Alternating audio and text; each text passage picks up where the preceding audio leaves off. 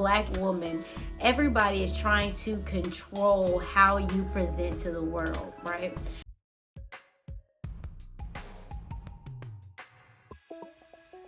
Hey y'all, it's Gil.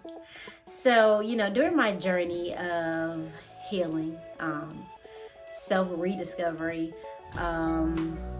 figuring out what I want out of life, what I specifically want, and not what everybody tells me to want. Because, as a little girl, pretty much your whole life, as a Black woman, everybody is trying to control how you present to the world, right? So, especially for me, and I'm sure other, Black women, as a little girl, it's, you have to always look a certain way. Like, you always had to have those pigtails in your head. Like, it can never be unkept. Going to school, make sure you go to school and get good grades, and then go to college, and then don't worry about the boys. Don't worry about the boys. The boys will come. You need your degree. You need your education. Oh, don't be like cousin such and such and have all those babies and there's nobody there to take care of them. Don't have kids out of wedlock. Do everything yourself.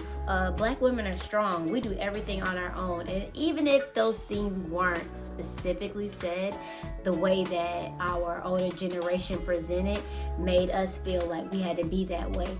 And I had to learn through my journey, there's so much strength in asking for help. So much strength in saying, like, I can't do it by myself. There's so much strength in, I gotta take care of myself right now. Like, I can't help you with your thing because I have to take a nap. I have to rest. I have to rejuvenate, because you cannot pour from an empty cup.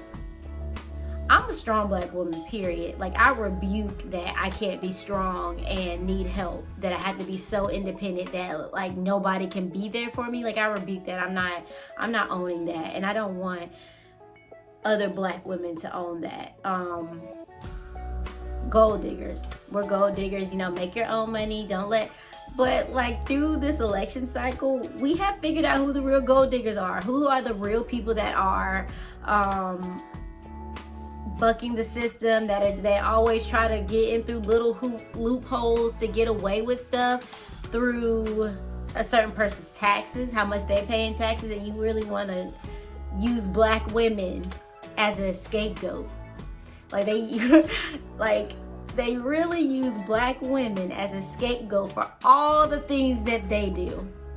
And they is a personification. It's not just one person. It's a personification of a system. And you know what system I'm talking about.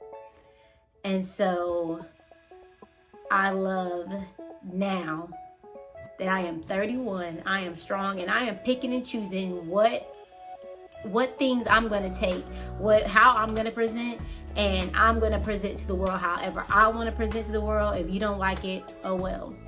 Don't have kids out of wedlock. But now I'm 31, it's like, oh, well, where are your kids at? Wait a minute. So didn't you just go through all this stuff you beat into my head my whole entire life about how you don't have kids yet, now it's, where are they? Like, make it make sense. And so talk about, oh, it's so hard to be a single mom and all this stuff, but it's like, life is hard.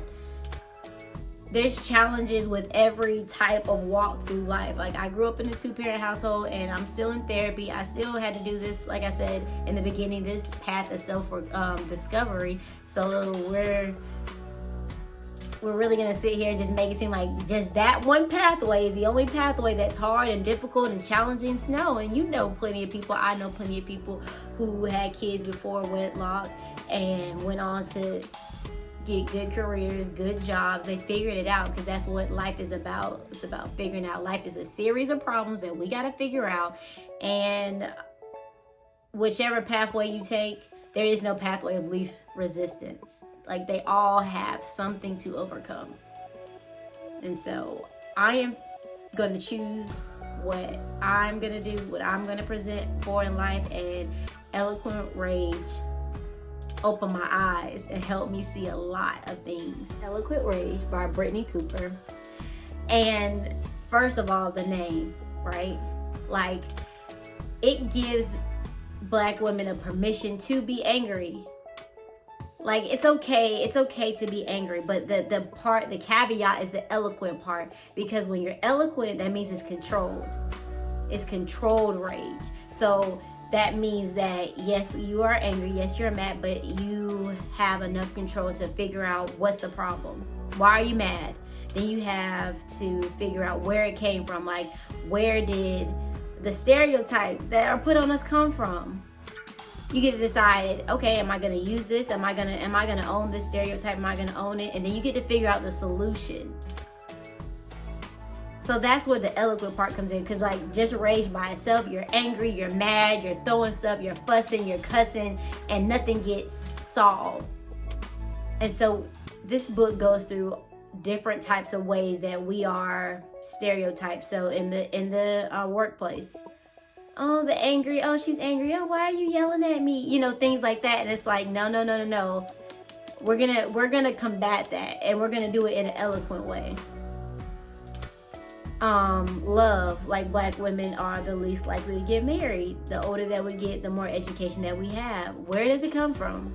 Why is it like that? And what can we do individually and as a group to solve these problems for ourselves inside of our community, and not waiting for anybody to do it?